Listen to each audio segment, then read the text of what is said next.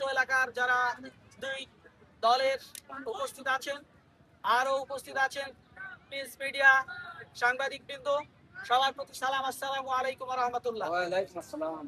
আমরা যে খেলাটি উপভোগ করতে যাচ্ছি, অতীতে বোধহয় এত আয়োজন আড়ম্বরপূর্ণ ভাবে খেলা কখনো হয়েছে বলে আমার মনে হয় না।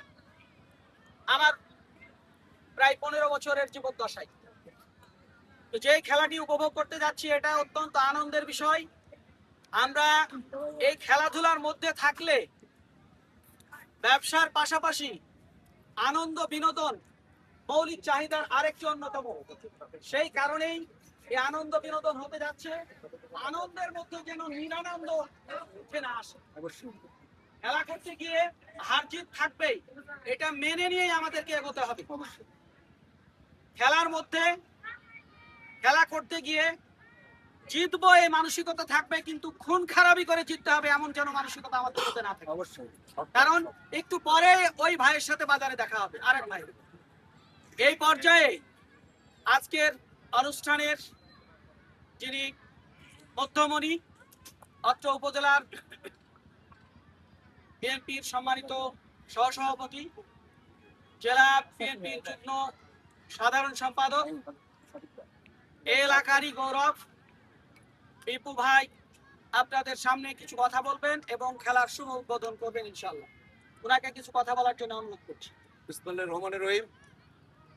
দত্তনগর বাজার কমিটি কর্তৃক আয়োজিত ফুটবল টুর্নামেন্টের সম্মানিত সভাপতি, আমাদের এই ইউনিয়নের গর্বিত চেয়ারম্যান সাহেব, শিক্ষকবৃন্দ, আমার অনুজ অত্র ইউনিয়নের বিএনপি সভাপতি জুলফিকার, সেক্রেটারি কানুন সহ কর্মকর্তা, খেলোয়াড়বৃন্দ, আসসালামু আলাইকুম।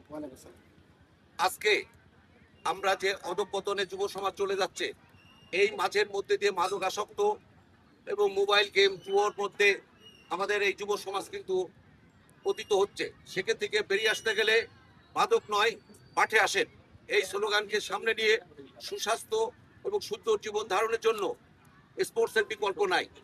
সে কারণে এই বাজার কমিটি এমন একটা মহতী উদ্যোগের জন্য আমি আমার অন্তঃস্থল থেকে ধন্যবাদ জানাই। যেহেতু এটা একটি প্রীতি ফুটবল টুর্নামেন্ট, এখানে কেউ কোনো অবস্থাতেই সাংঘর্ষিক কোনো বিষয় হোক বা আপনারা এইভাবে খেলাধুলো করবেন না যাতে আরেকজনের ক্ষতিগ্রস্ত হতে পারে।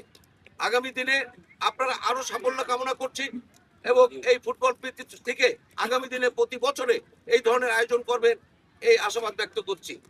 আজকে আমি এখান থেকে ঘোষণা করছি, এই ফুটবল পরিচালনা কমিটির মাধ্যমে যে শ্রেষ্ঠ খেলোয়াড় হবে, আমার পক্ষ থেকে তাকে 2000 টাকা পুরস্কৃত করা হবে।